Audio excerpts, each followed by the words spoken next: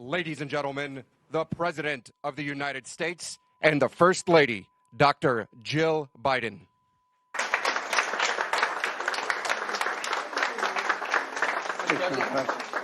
got to talk to you.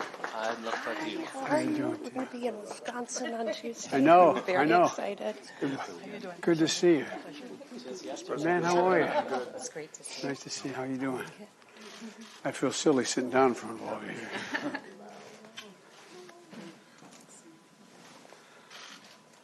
I'm Joe Biden. I'm Jill's husband.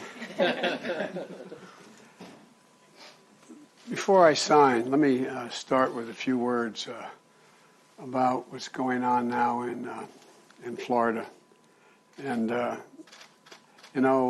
people who are here, who are part of what happened that night at the Pulse Nightclub, and the scores that I just spoke to a moment ago, they're online looking at this. They understand that what it's like to have to wait and wonder what happened. The families, I remember going down there to the Pulse nightclub afterwards and wondering, is it my son, my daughter, my husband, someone I love? Is that who got lost? Because they didn't know for certain initially.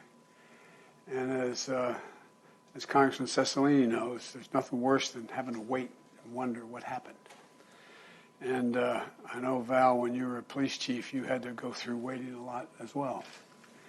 And so I just want to say I've spoken to Governor DeSantis, and we've provided all the help that they need. We sent the best people from FEMA down there.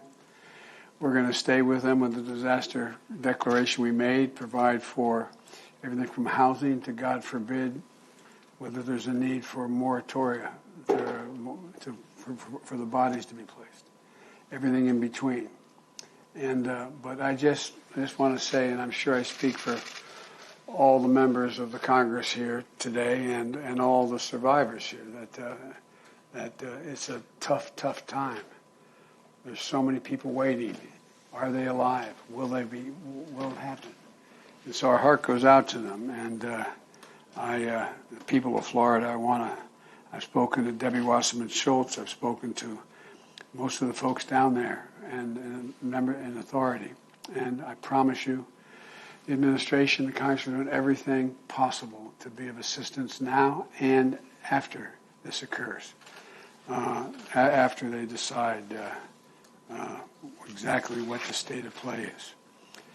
But I'm glad to welcome everyone here to the adjunct to the White House here and in person and virtually, survivors and family members, victims, and the path-breaking leaders like Senator Baldwin. Just over 5 years ago, the Pulse Nightclub, a place of acceptance and joy, became a place of unspeakable pain and loss.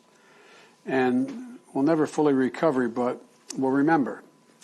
And what we're going to do is what the members of Congress here did, and enshrine in law, as a consequence of that law, enshrine in perpetuity, literally a monument to the loss that occurred there and an absolute determination that we're going to deal with this every single solitary day and make sure that we're not in a position to see this happen again. Behind me, you see on either board there the 49 lives lost, family members, parents, friends, veterans, students, young, black, Asian, Latino, all fellow Americans. And in their memory, and for the countless others forever scarred, is why I signed this today. And let me say how much I appreciate, and I mean this sincerely, the commitment of the members of the House and Senate to make sure that we don't forget, that this isn't forgotten.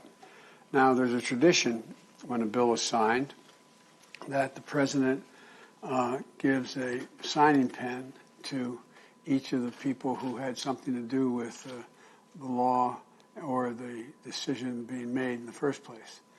I promise you, I have all the pens put in the other room. I couldn't figure out how to sign them all, but don't leave without the pen, okay? All right? All right. Thank you, Mr. President.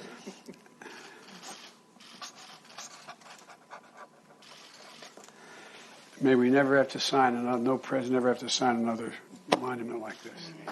Thank you. Thank you.